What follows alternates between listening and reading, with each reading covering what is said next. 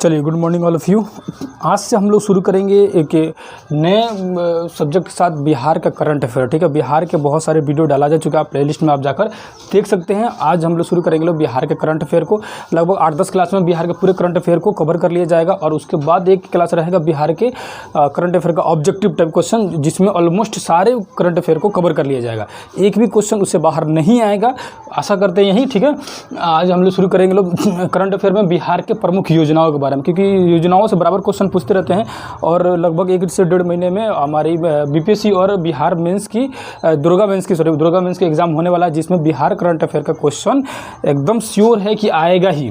ठीक है, बहुत सारे क्वेश्चन आता भी है, बहुत सारे बच्चे इसको जानते होंगे। ठीक है, बिहार के किसी भी एग्जाम में बिहार का करंट अफेयर और बिहार से रिलेटेड क्वेश्चन आना ही रहता है। ठीक है, तो हम देखेंगे आज के बिहार के प्रमुख योजनाओं के बारे में। ठीक है, बहुत सारी योजनाओं बिहार में चलाई जा रही है। ठीक है, उसमें से इम्पोर्टेंट योजनाओं को देखेंगे, जिसमें है गंगा जल उद्भव योजना। गंगा जल उद्भव योजना, जैसे इससे क्वेश्चन देखिए कैसे पूछता है।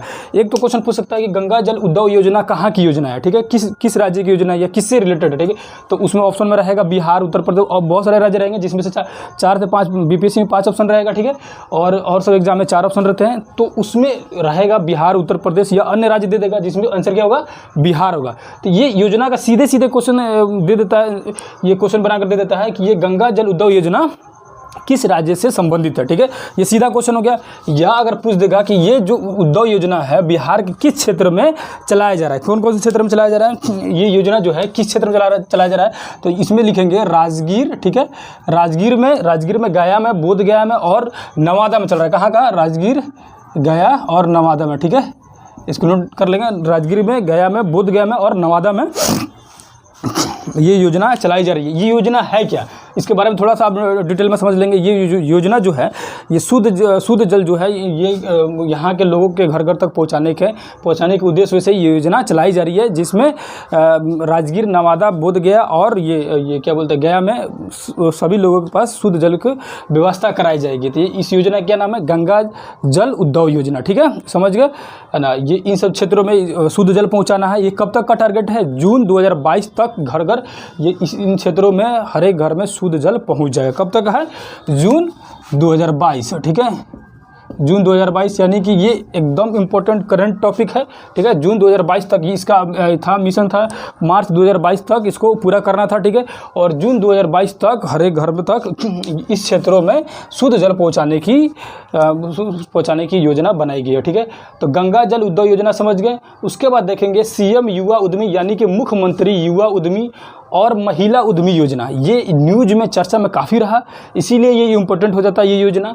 सीएम जो मुख्यमंत्री युवा योजना था, युवा उद्यमी योजना, यानी कि उद्यमी मतलब होता है कि बिजनेस करने के लिए, व्यापार करने के लिए, किसी भी उद्योग धंधा स्थापित करने के लिए। ठीक है, तो इस योजना में क्या था कि आप न्यूज़ वगैरह में भी सुने होंगे, जो जानते होंगे उन्हें, जो न्यूज़ को आप देखते होंगे डेली, तो आपको पता होगा।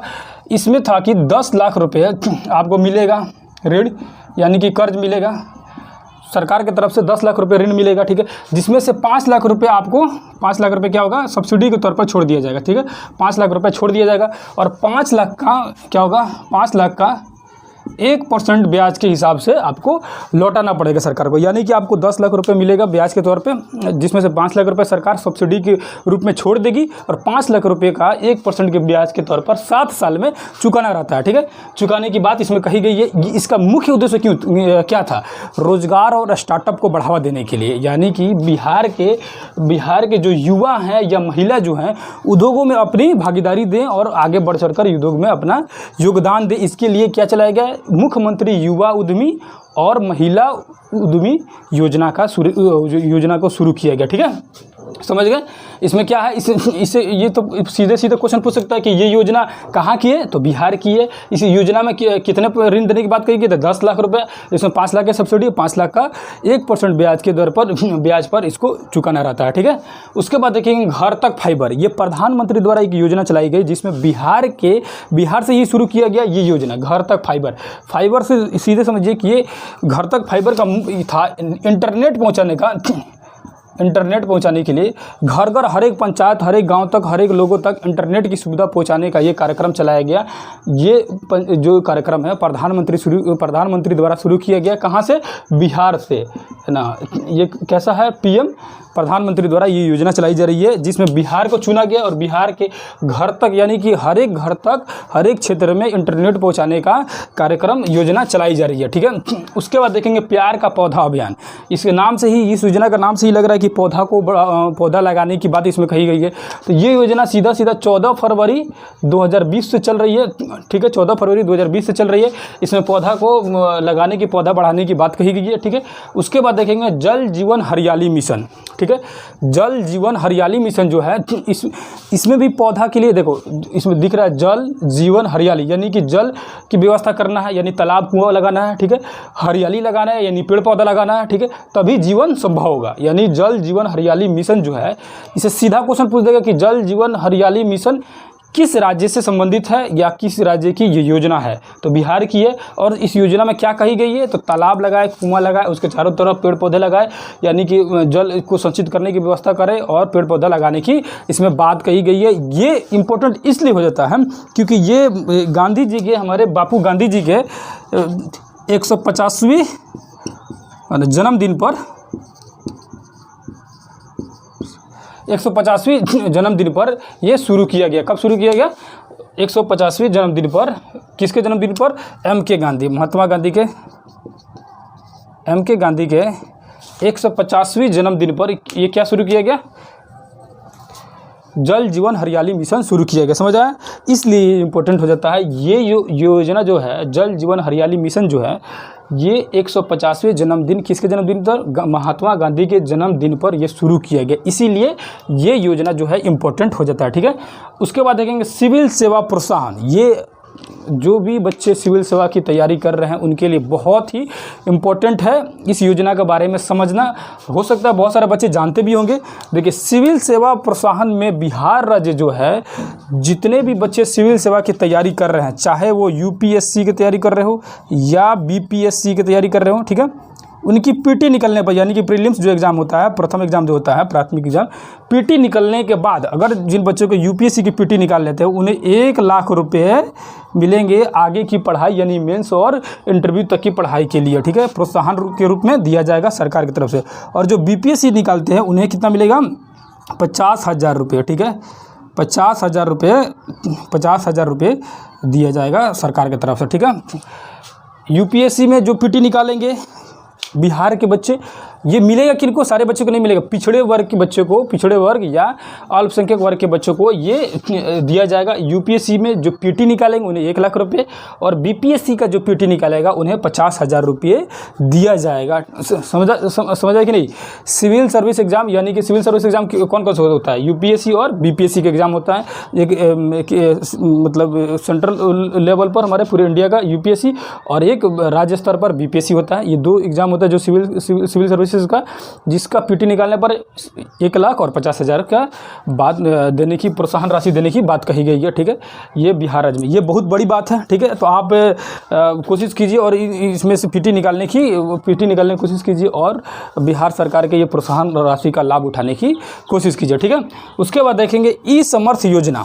उसके बाद क्या है? ई समर्थ। ई समर्थ, ई जहाँ भी लगा रहता है वो समझ आ जाता है कि इंटरनेट या ऑनलाइन की बातें कही जा रही है। तो ई समर्थ योजना में, ई समर्थ योजना के तहत क्या कहा गया है कि इंटरनेट के माध्यम से, यानी कि कंप्यूटर के माध्यम से पाठ्यक्रम को अब चलाया जाएगा। पाठ्यक्रम यानी कि जितना भी पहले पाठ्यक्रम था, विषय सूची जितने भी पढ़ाया जाता था स्कूलों में, कॉलेजों में, तो बुक्स वगैरह होते थे, सबका पाठ्यक्रम बना रहता था। अब क्या है? कंप्यूटर के माध्यम से पाठ्यक्रम बनाया जाएगा, कंप्यूटर के माध्यम से पढ़ाने की कोशिश किया जाएगा। यानी कि ऑनलाइन की सुविधा, यानी कि इंटरनेट को पढ़ाई में बढ़ावा देने की बात कही गई। यानी कि इंटरनेट सुविधा, इसमें बात कही गई, इंटरनेट की बात कही गई, इंटरनेट एजुकेशन, इंटरनेट द्वारा एजुकेशन की बात कही गई है। ठीक है, उसके बाद देखेंगे हुनर योजना। हुनर योजना, देखिए ये गर्ल्स के लिए योजना चलाई जा रही है। गर्ल्स के लिए इसमें 10 से 16 वर्ष की लड़कियों के लिए ये योजना चलाई जा रही है, ठीक है।